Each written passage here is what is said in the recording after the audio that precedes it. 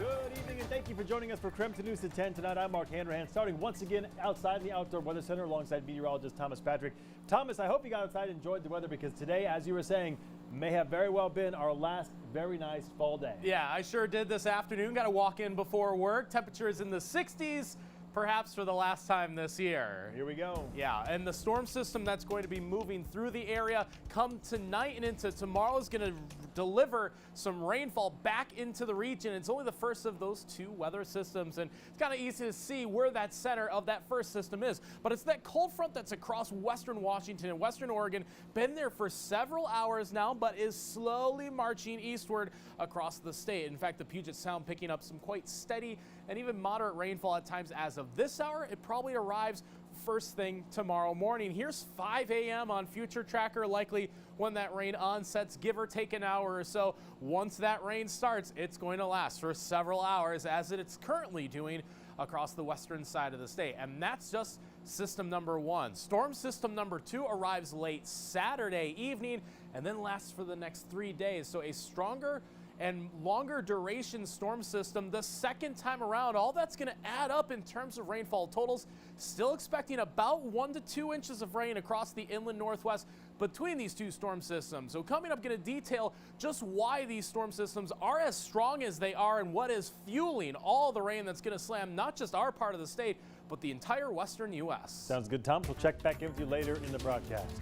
New tonight, the man who pleaded guilty to second-degree murder in the death of a homeless woman in Spokane will learn his fate tomorrow. But tonight, KREM 2's Joshua Robinson spoke with some of the people who knew the victim best ahead of the killer's sentencing.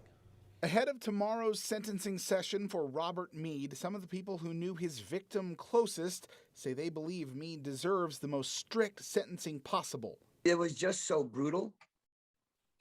And most of us couldn't wrap our head around how anybody could do that to her. Jeremy Johnson says he met 24-year-old Grace Wiggins when he was still homeless back in March. He says she immediately treated him like a friend. She had a really, really gentle, kind of nurturing spirit. And she was absolutely beautiful. And there was never an attraction like that. But you still could see she had a light inside of her. And as the months progressed and her heroin addiction got heavier, I saw that light dimming. According to Spokane County court documents, Robert Meade and his girlfriend, Jorney N. O'Donnell, claim they picked up Wiggins in March and offered her a ride to their apartment. Between 11 p.m. and midnight, O'Donnell claims she woke up to see Meade pacing, saying Wiggins had died of a heroin overdose in their shower. Meade claimed in court that he dragged her to his bedroom, where he covered her head in a plastic bag and bound her wrists with fishing line before driving her body to be deposited at Farwell Road, where she was found later that night. Meade claimed he did not seek help because he was worried he'd be accused of being a drug dealer. Along with his confession, Meade pleaded guilty to second-degree murder and first-degree assault. I don't care who you are or how brutal a nature that you have. To do that to this girl would be, I don't know, beyond a sin. We also reached out to Ashley Houseman, one of Higgins' longest friends, who was too emotional to appear on camera today, but gave us a statement saying, quote, her laugh, oh, her laugh was one that you could never forget. Too many favorite memories to be able to choose just one. What Robert Meade did to this world by taking her could never be justified. Grace was so sweet, harmless, and a blessing to the world, and what he did was an act of cruelty. Joshua Robinson, KREM 2 News. It's a small county like Fremont County that's involved here, where we have the change of venue, incredible challenges. One of Idaho's most notorious court cases ever is moving from Fremont County in eastern Idaho to Ada County, where Boise is. The Idaho Supreme Court granted a change of venue request for Chad Daybell's trial. Daybell, along with his wife Lori Vallow, face a whole slew of charges. The most serious, murder and conspiracy to commit murder, linked to the deaths of Daybell's late wife Tammy and Lori's children, J.J. Vallow and Tylee Ryan. University of Idaho professor Shakira Sanders says Fremont County's small size may have a lot to do with the change of venue. Sanders says a population pool of that size could make it difficult to find an impartial jury. Part of your criminal procedure rights is a right to a fair public trial. And the court has interpreted that to mean both on the end of the jury clause part, right, that you get an impartial, unbiased jury. Sanders says the increased media coverage may have proven to be too much for Fremont County. Experts expect minimal delays in the trial because the judge on the case, Steve Boyce, will remain on the case. The FBI says human remains found in a wildlife area outside of Sarasota, Florida, belonged to Brian Laundrie. He was the sole person of interest in the disappearance of his fiancee, Gabby Petito, whose body was found last month in Wyoming. CBS News correspondent Bradley Blackburn reports from New York tonight. The FBI says dental records confirm remains found at a Florida wildlife preserve and park are those of Brian Laundrie. The remains, as well as a backpack and notebook believed to belong to Laundrie, were discovered Wednesday in an area the FBI said was underwater during earlier searches. Thursday, authorities continued to search the area. These are very, very difficult conditions. I mean, you're searching in areas that you just can't walk up and look. It's not like you're searching a house or a car. These areas are huge and they're covered by water.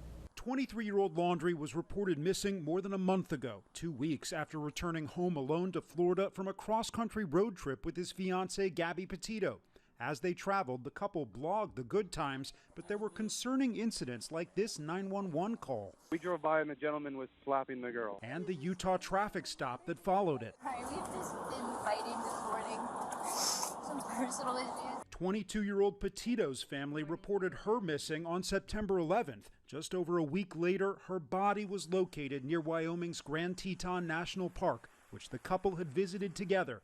The coroner said Petito's body was in that spot for up to a month and concluded she died of strangulation. Bradley Blackburn, CBS News, New York. I think that's the warning. Attention. This is a drill.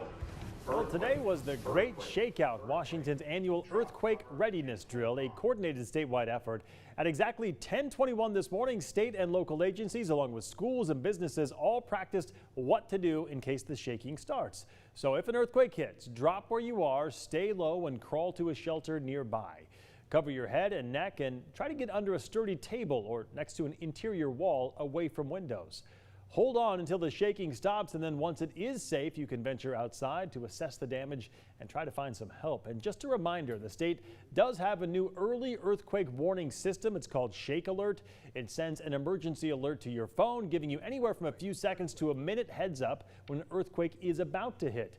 There is no app to download. It should be enabled by default. Just check that your emergency alerts are turned on your phone. If you have an Android phone, it's under location settings.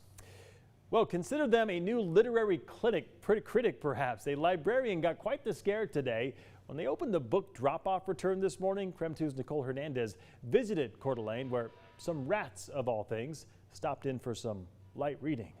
Hey, yeah, check it out, guys. I've got a buddy here. He is a rat, and if I can show you his face if he stops running around. Look at how cute he is. He is just adorable. He's been my friend all day long. Such a sweetie, up for adoption as well, but really, you'll never guess how they got here, so take a look. Library books are never in one place long, always dropped back off here at the Coeur d'Alene Public Library. Took him out, put him in the box. Dr. Michael Priest is used to finding books in his book drop. There's a door outside, lift it up, put your materials in, they drop down. But Wednesday morning, it's routine, check the after hours book drop, and as it turned out, we had 5 live rats. Abandoned overnight, dropping into the hands of someone a little wary. Not a big fan, but these were admittedly very cute. Cute enough for a second chance. We called animal control immediately. Rescuing them from the library drop box and the drop box from them. And they did some business in there? They did, unfortunately, yes. Unfortunately ruining a few library returns. I think we had about 3 books and 2 DVDs. Worth it though. At least they ended up here, so. Here at the Kootenai Humane Society. Yeah, I love cats. With cat tech Lauren Moreno. And in rats, I guess. Lauren is helping these rats find their forever homes after their studious night. He's sweet. So I hope they get homes and get out of here soon so they can just enjoy the rest of their lives. Lives they're lucky to have. It's a place for second chances. Thank you, nice visiting. They are all up for adoption. They make pretty good pets. They're very smart and affectionate. And are ready to be checked out long term. So the Humane Society says that they have adopted out 13 rats throughout this year, so they're hopeful that these guys will find homes as well. Super sweet. But on a more serious note, of course, the Coeur d'Alene Public Library really does not want anything like this happening again. Those book returns are specifically for library materials. In Coeur d'Alene, I'm Nicole Hernandez. Noted, don't put animals in the library book return. All right, still ahead tonight, claims about Social Security running out of money in the coming years are all over social media, but are those claims true? We'll verify coming up after the break.